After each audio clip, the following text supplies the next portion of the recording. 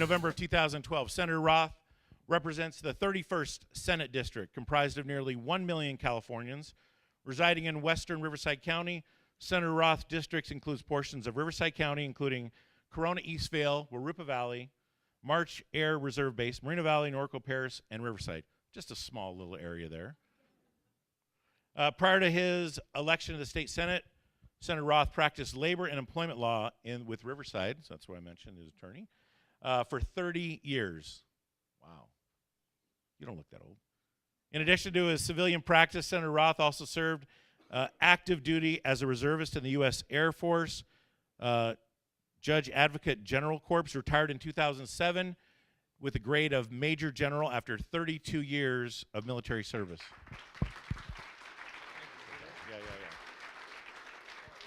There is more, because he serves on lots of committees and serves as the Senate Budget Subcommittee on State Administration, General Government, as a chair for the Senate Committee of Veteran Affairs. Him and his wife Cindy live in Riverside. We're fortunate to have him here today. Ladies and gentlemen, let's hear it for Senator Roth.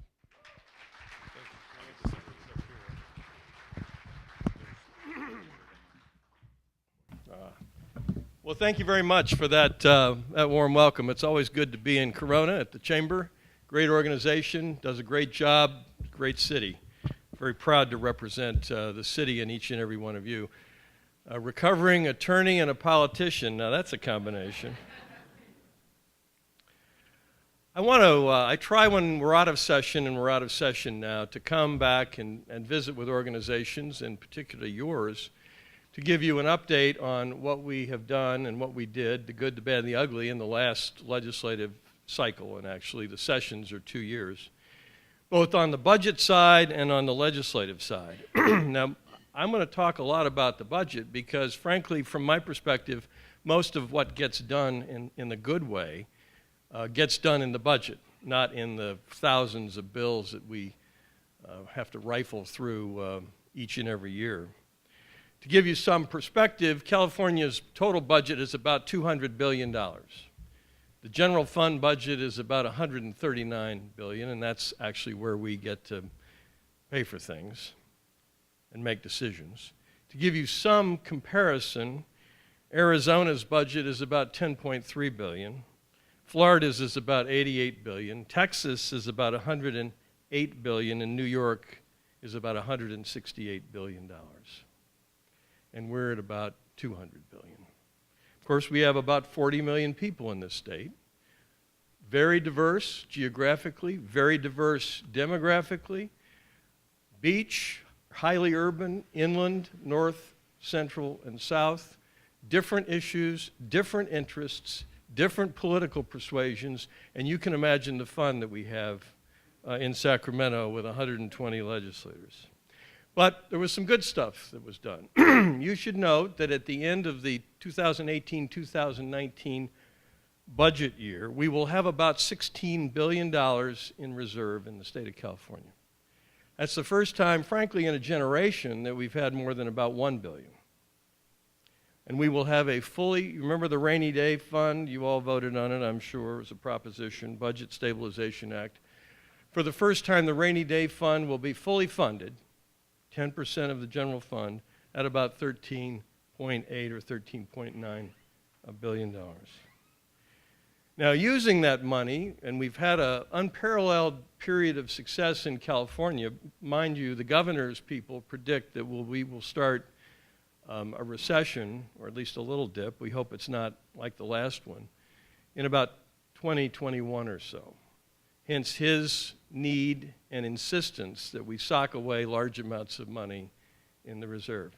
Because he says, and I'm sure it's true, that we will chew through $16 billion just like that if we have even a mild dip in our economy, given the level of spending and expenses and needs, frankly. Regardless of which one you like and which one you don't like, it still totals a lot of money in California. But we have made some strides given the money that we've had. We have now funded our K-12 system at the highest level in its history at about $78.4 billion. That's a $31 billion or 66% increase since 2011, 2012. Now, if you ask our school districts, and even if I don't ask, they tell me, that's not enough money, and that may be true, but it constitutes a huge percentage of our California state budget. Now, those of you who are interested in higher education, the California State University System and the University of California, we have increased funding for them as well. Listen to their pleas. CSU, I think, gets about $260 million additional dollars over and above what the governor originally wanted to give them. And the UCs get about $185 million. Some of that's one time, some of that's ongoing. Certainly a portion of each, $35 million to each, is for deferred maintenance, which they badly need and will not begin to touch the deferred maintenance on those college campuses. For community colleges, this year's budget contained probably one of the more significant provisions in the entire budget, and that's changing the way we fund our community colleges throughout the 114 of them, plus now the online college. We have traditionally funded community colleges as we fund K through 12 based on, I call it rear ends and seats, but enrollment. This is a historic change. Community colleges will now be funded and the funds allocated based on three factors: enrollment, the number of financially needy students that are enrolled, and the number of degrees or certificates awarded, the number of four-year college transfers, and the number of students who earn, and this is important, a regional living wage within 1 year of program completion. In other words, it's performance-based funding, novel concept for government, right? Actually, we should start doing some of that, and we're trying with the higher education component, CSU and UC, but we should even do more with UC and CSU. I was sitting with the UC chancellor the other day, and I said, do you all ever assess how you're meeting your customers' needs? I mean, other people in business out here have to do that all the time. I said, that would be, are your customers, your graduates, getting the jobs that they want to get at the wage level that they want to get based on the majors that they studied in your schools? You know, we don't really control UC. We have to ask them to do things, but we have some control through the budget over CSU, and we do control the franchise tax board. And last time I checked, most of us, I guess, file a tax return. And when you file your tax return, it lists what your occupation is, and they certainly know your income. So we ought to be able to connect the dots, put the two together, and do some performance-based assessment on higher education, as we are going to begin to do with the community colleges. So not everything is good in the budget, in the sense that we're not funding always because there was a happy event. We were required to fund almost $1 billion for disasters and emergency relief this year based on fires. Think about that, almost $1 billion, actually $983 million. And that's going to get worse year over year over year based on, you can call it changing climate, you can call it droughts, you can call it whatever you want politically. The reality is we got more of them, and it's costing us more money. And that's going to continue to chew up greater portions of our California General Fund budget, cutting other things out each and every year. Now, a subject that I know you're not particularly fond of, but we did appropriate $15 billion in SB1 money for projects around the state, $2.8 billion in the current year. 2.2 of that's going to go to local cities and counties for priority projects within those jurisdictions. Homelessness is a problem. I don't know about Corona, the extent of it here. You all will have to tell me, but we appropriated $500 million for local emergency homeless grants to cities and counties to try to deal with that. $1 billion we allocated in the medical care area to increase rates for providers, those who provide badly needed services to those in need, Medi-Cal, for example. In parks, you approved a parks bond, so we appropriated $1.24 billion to roll out to our parks to try to improve those. And about $15 million of that is in a pot 10 and 5. We hope to direct to the California State Citrus Heritage Park just down the road in Riverside. In other words, $5 million of it is specifically allocated to parks operated by California nonprofit corporations, and there are only 6 of those in the state. So I think we have a pretty good chance of, snagging that. I don't do too many bills up there because I don't think bills are particularly productive in the state of California. I prefer to concentrate on the budget.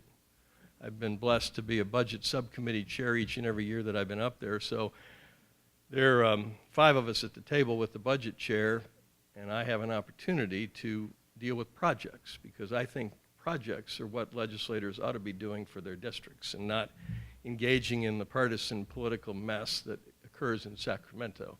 If you have a list of goals and objectives and you keep your eye on the ball, you can get some stuff done. So let me tell you what we did in the budget that has particular impact for those of us down here.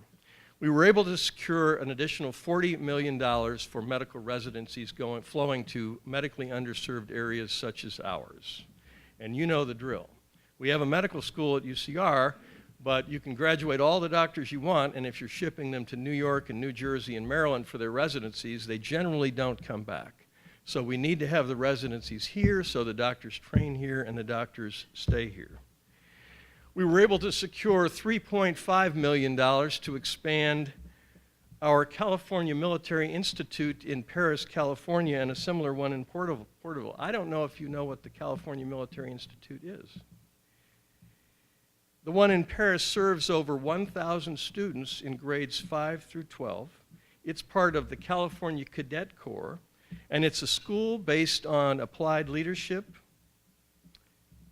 and the academic program is conducted within a military environment. If you have never been to the California Military Institute in Paris, California, if you have never seen 1,000 cadets form up in military formation on a field, take reports and render a salute, grades 5 through 12, it's beautiful.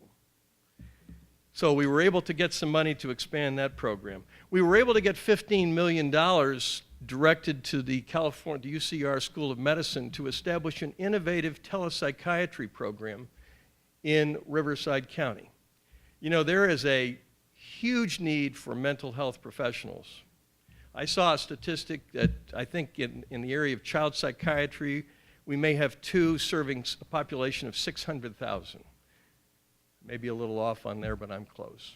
So this $15 million will roll out new psychiatric residencies in the desert, positioning them so physicians train there and hopefully stay there so they can provide services in Coachella and the rest. It'll train allied mental health professionals such as psychologists and social workers. It will field mobile mental health vans out into the desert to bring mental health diagnosis and treatment to those who need it where they are. It is poised to make a sea change in the way we deliver mental health services to those in Riverside County. We secured the first new appellate justice in a court of appeal in the state of California in 18 years, and it's going to the Court of Appeal facility in Riverside. And you know, this is a team effort. You know, thanks to your assembly member, we also secured 2 new Superior Court judges, and defying the odds, they're not being allocated by the Judicial Council. We allocated them in the budget to Riverside County and to Corona to reopen the Corona Courthouse.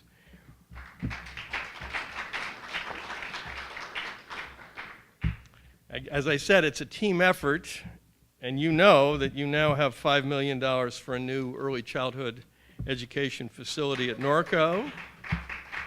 And some of you know where that came from, and you have $1 million in funding for a new workforce development center also at Norco, and that's over and above the $2 million that was allocated last year for the Veterans Resource Center and the $18 million that went to the Harupa Area Recreation and Park District. Now, I told you I don't do very many bills, but I did a couple that at least I'm proud of. And One is to clean up the PACE program. Have you heard about the PACE program? Well, there was a problem with the PACE program.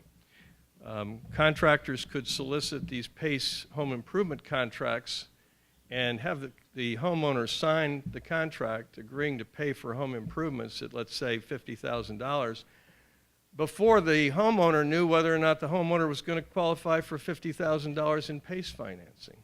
So there was a little disconnect there. So we changed the PACE program to provide that the home improvement contract is void and unenforceable and, in fact, unlawful if the contract exceeds the amount of money that the homeowner is approved for financing through the PACE program. Realtors generally like that because the problem only comes up, or generally comes up, when it's time to sell the property. We also made it a little more transparent to find out who the bad actors are, who will be making misrepresentations, and they'll be posted on the website and other disciplinary actions made known to homeowners. So if somebody's soliciting you for an energy efficiency home improvement contract, you can, for the first time, go on the computer and find out if the person soliciting you has a track record that would cause you not to want to deal with them. The other bill that the governor just signed, actually, is Senate Bill 1071, deals with veterans and education credits. You know, when you're a military veteran, and I know we have some out here, probably many, and you come out of the service, you've been through training programs, probably a lot of them. And you have experience, whether you're a heavy equipment operator or an electrician or a plumber or whatever you are in the military. And it's been very difficult to translate that experience into credit at the community college because there's no uniform system to do it. And each community college evaluates it a little differently. Norco actually is ahead of all of the now 115 in the state, but it's still not uniform. So what the bill requires is the California Community College Chancellor, for the first time, to establish a uniform system to take military training experience, all the services, Army, Air Force, Navy, Coast Guard, Marines, and translate that into college credits, a uniform system, and then requires the community colleges to adopt the system. So for the first time, if you're a veteran exiting the Marine Corps at Camp Pendleton and you want to go to Saddleback Community College knows exactly how much college credit to give you for your military training and experience. Governor doesn't always agree with me, but I'm glad he did this time, and yesterday signed the bill. So thank you, Governor.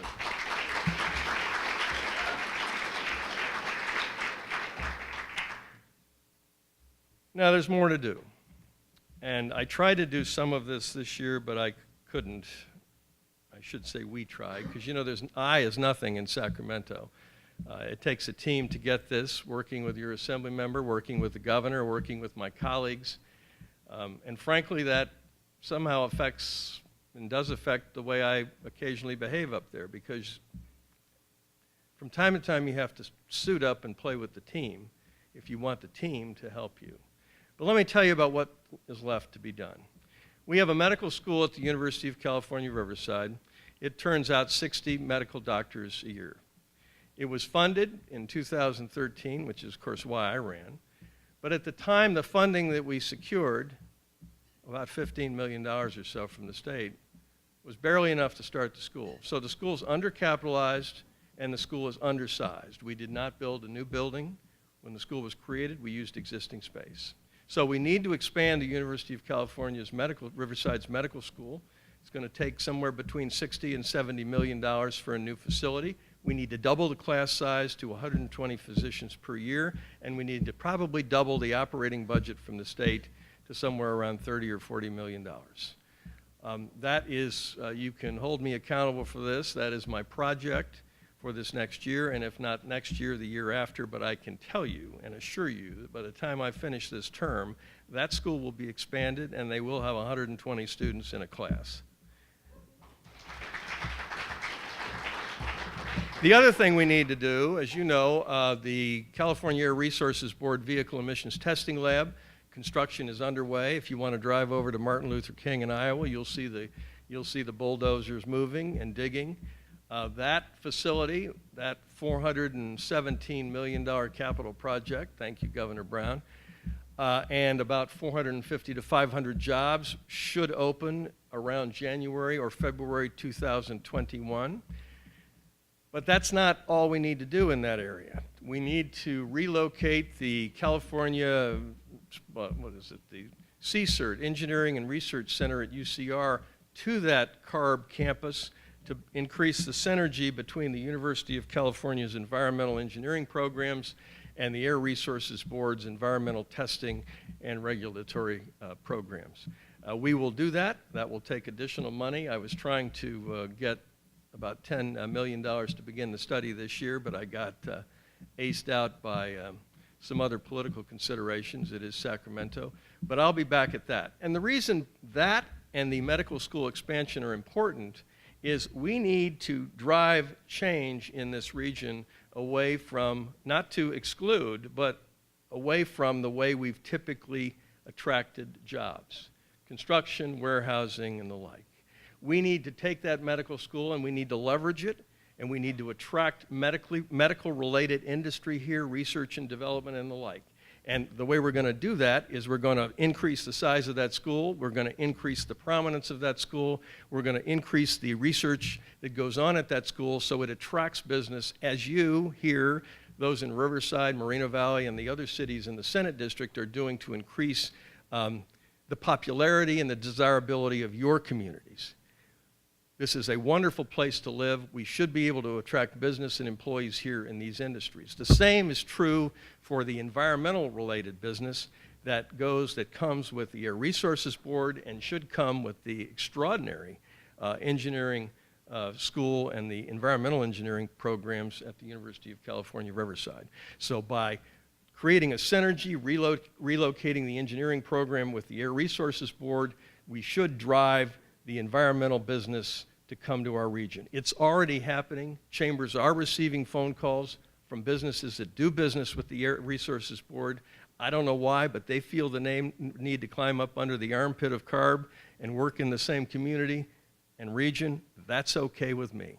So those are the things that we need to work on collectively. With your help, we will get those done in the next year, and if not the next year, the year after that with the new governor. So I should also tell you, it's a team effort. I work on projects, so do the other team members, your other legislative team members. In the last couple of years, we collectively, with help, have been able to bring to this region well over $1 billion in projects. And I'll match that record with any record of any legislative team in the state of California, because that's what it's about. Not arguing about the partisan stuff that we argue about up there. It's delivering projects to the region because that's what improves your lives.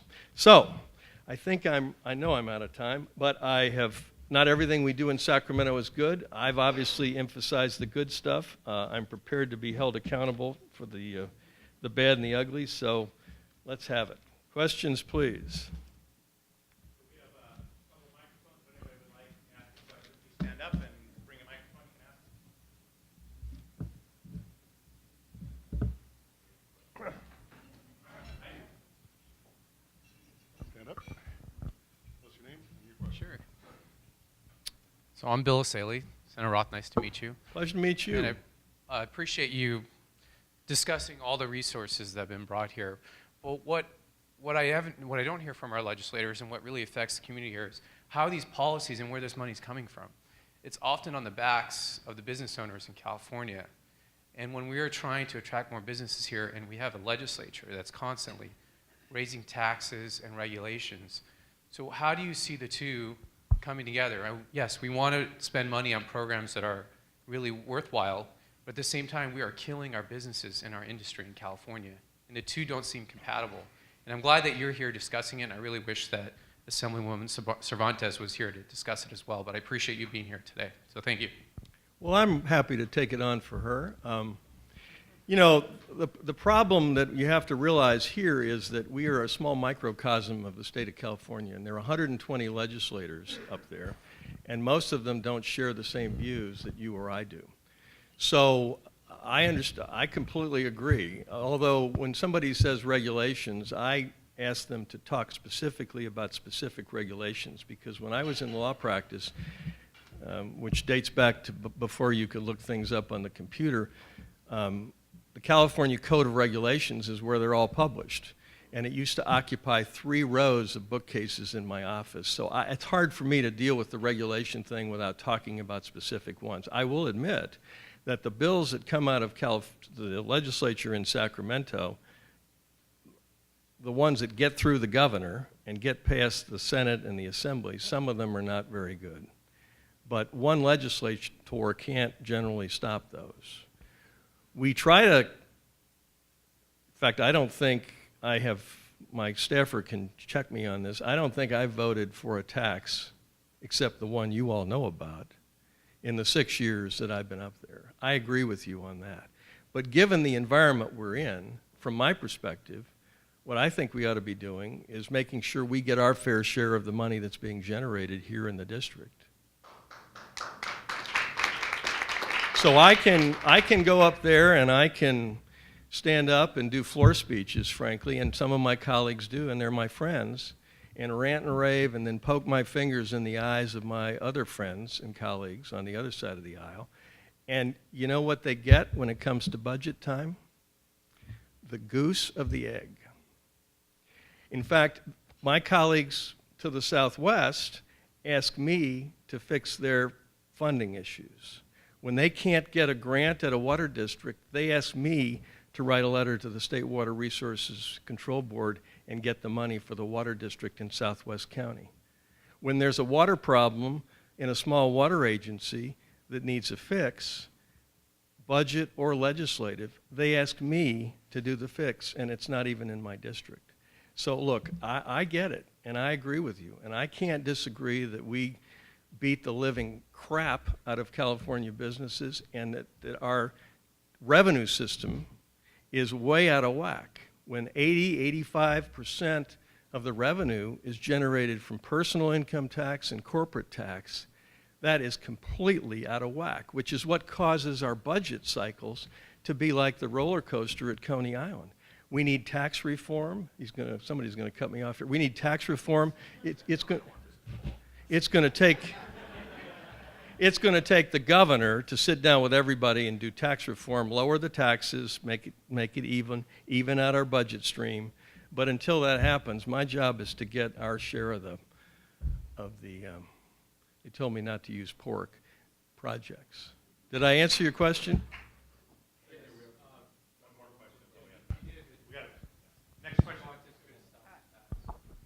Senator Roth, the Corona Chamber of Commerce has been working diligently on trying to bring a photonics center here in conjunction with Norco College and our Navy Naval Base and the community at large.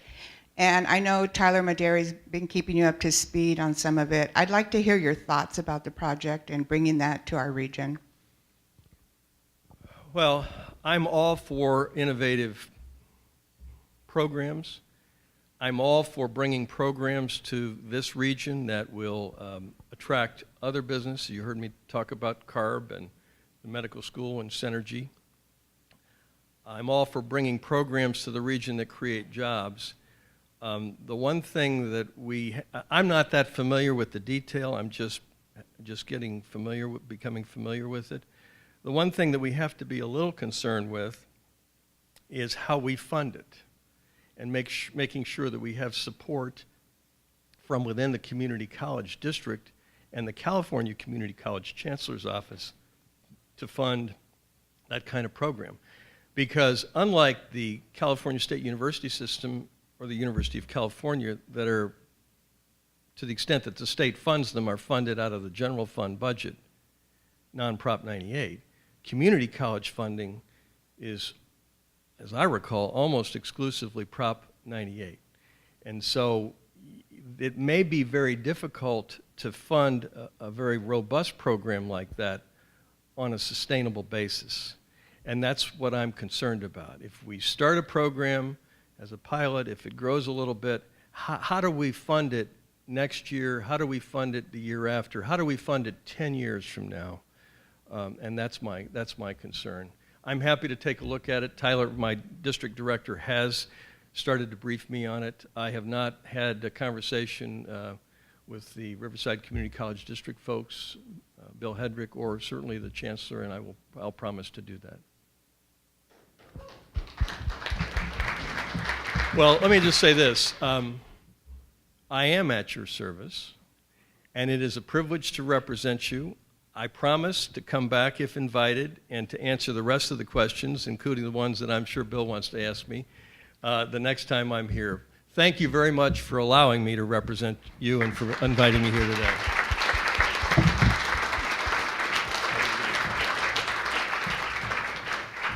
I know you're at our service, and I know I've given you a coin before, but again, choosing even after 30 years of serving in law, coming out and serving the community and stuff, and I got to meet you and spend time with you on the Sacramento trip, and what I appreciate is you took time with the chambers, spent plenty of time with us, answered all our questions and everything, so I appreciate that, and I want to give you that again. And if you've already got one, give it to your wife or someone else that serves. No, thank you. You know, these are challenge coins. I had them in the military, you know, and we used them in the military actually for two things. You know, they're called a challenge coin because if you happened to be at a bar and someone pulled it out and you didn't have yours, you just bought the bar, hence the challenge. But the real reason we had them was to reward extraordinary performance. And my military coins, I still have a few. I think they're worth 2 cents on eBay. But when I got to the Senate, I had them create my own Senate coin to recognize extraordinary performance and effort. And sir, I'd like to present you with mine for all the wonderful things that the Corona Chamber does for all the rest of us.